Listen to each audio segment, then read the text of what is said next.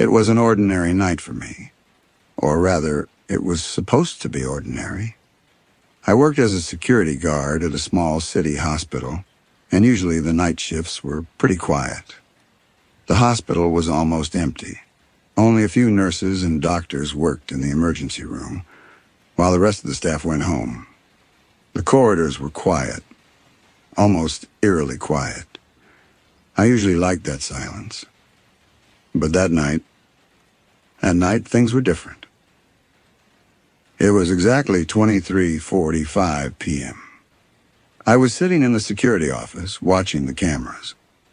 There was nothing ordinary on the screens, empty corridors, closed doors, and a few nurses occasionally passing by. I was sipping my coffee, thinking about how I was going to end the night. But my eyes suddenly caught the camera in the lower left corner.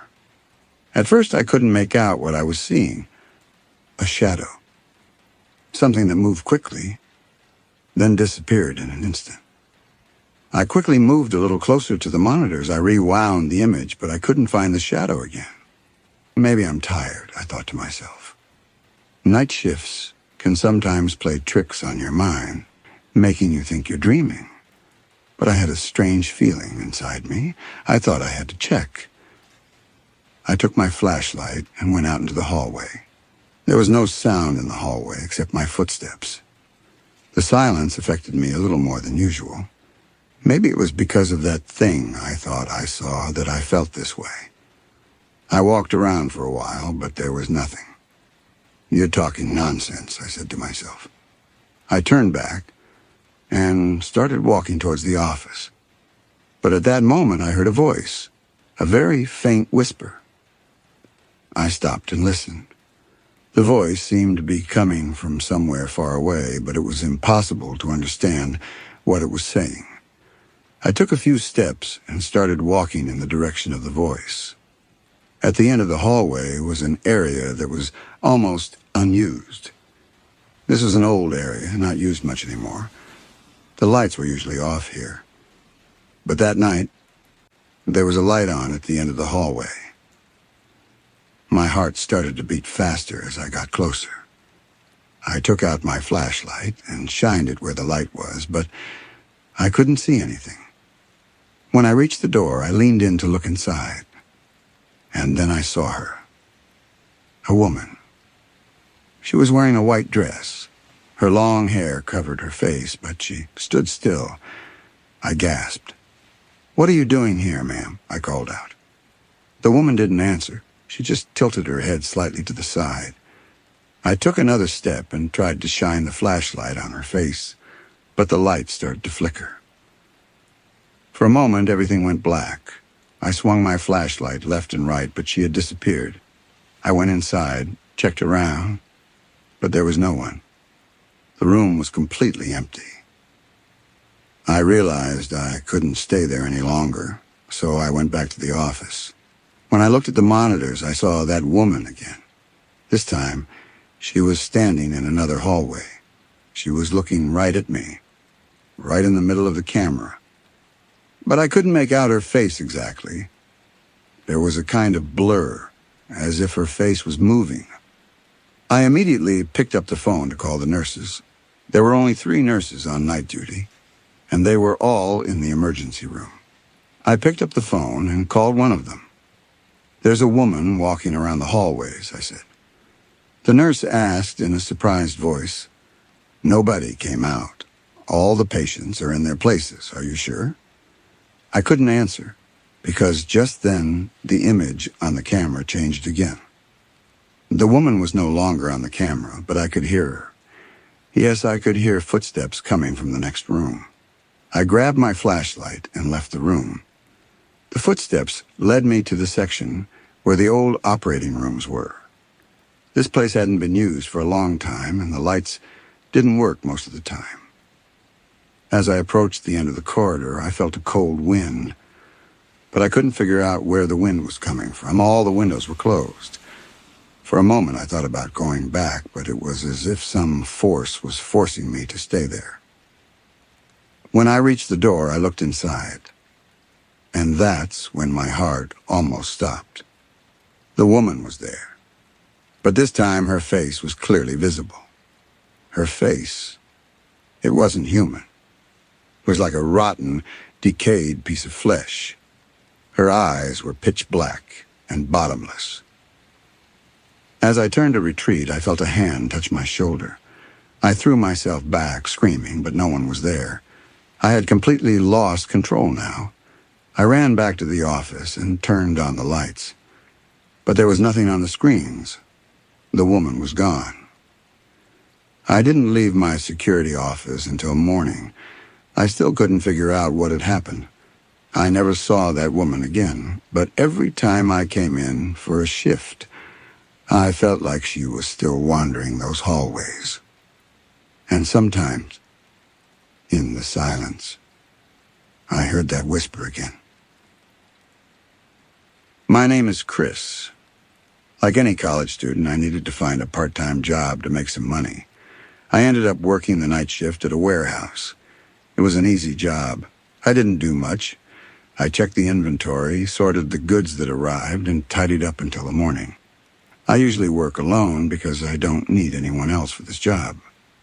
But that night I realized I wasn't alone. Everything started off normally.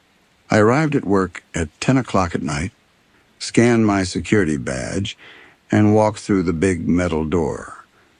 The warehouse was just an ordinary warehouse. Hundreds of shelves, thousands of boxes. You couldn't tell how time passed when you worked there. I spent most of the night listening to music on headphones. But that night I didn't want to listen to music. I had a strange uneasiness inside me. Around 11:30 at night, I passed by one of the shelves and heard something fall to the ground. This wasn't uncommon. There were times when the boxes weren't properly arranged, and this happened often. But this time, something was different. The sound was a little too loud. It had an eerie echo, as if a person had fallen to the ground, not just a box. I grabbed my flashlight and walked in the direction of the sound. My footsteps echoed as I made my way through the shelves. It was quiet, but the silence was nerve-wracking. When I finally reached where the sound was coming from, I saw several boxes scattered on the floor. The boxes were torn, their contents scattered everywhere. I muttered to myself, "Chris, it's probably a box that was misplaced. Don't scare yourself." Just as I was about to turn back and continue my work, I heard a rattling behind me. I turned my flashlight to the aisle just behind me. But I couldn't see anything. Just the dark shadows of the shelves. "You're exaggerating," I muttered to myself. But then I heard another voice. This time it was a whisper. "Chris." I froze. The voice was clear, as if someone had said my name right behind me. But when I turned back, there was still no one there. My heart was pounding. I tried to find a logical explanation. The wind. Maybe it's an echo, I thought. But that didn't make much sense. There was no wind in the warehouse. As the hour passed, things started to get weirder. I went to the office to look at the security cameras. I was looking at the monitors. The cameras showed the corridors and the entrance door on all sides. Everything seemed normal, but after a while I noticed movement. I saw a black shadow on the camera in the upper left corner. The shadow was moving slowly between the shelves. At first I thought it was a mistake, but the shadow stopped. And after a while it looked directly at the camera. At that moment, the shiver inside me turned into panic and fear. In spite of myself, I froze in front of the monitor. I decided to leave the office and go to where I had seen the shadow. Although I was scared, I thought that a thief had broken into the warehouse. I walked quietly. My flashlight was shaking, but it was because my hands were shaking. When I got between the shelves, it was dark and silent around me. Nothing was moving. Just as I decided to turn back, I saw a box fall to the ground. But this time I saw the box fall. It was as if an invisible hand had pushed it off the edge of the shelf. The sound of the box hitting the ground startled me. I shined my flashlight on the ground and walked toward it. But as I got closer to the ground, I noticed a strange stain on the box. It looked like blood. I took a step back. That's when I heard laughter. A thin, high-pitched laughter. It echoed through the shelves. It was hard to tell from which direction, but it seemed to be coming from everywhere. I ran back to the office. I locked the door and pulled out my phone. I considered calling the police, but what was I supposed to say? I see a shadow in the warehouse. It's calling me by name and laughing. That would be ridiculous. Instead, I decided to look at the security cameras again. As I looked at the monitors, I saw the shadow again. This time it was closer. It seemed to be moving toward me, moving from camera to camera.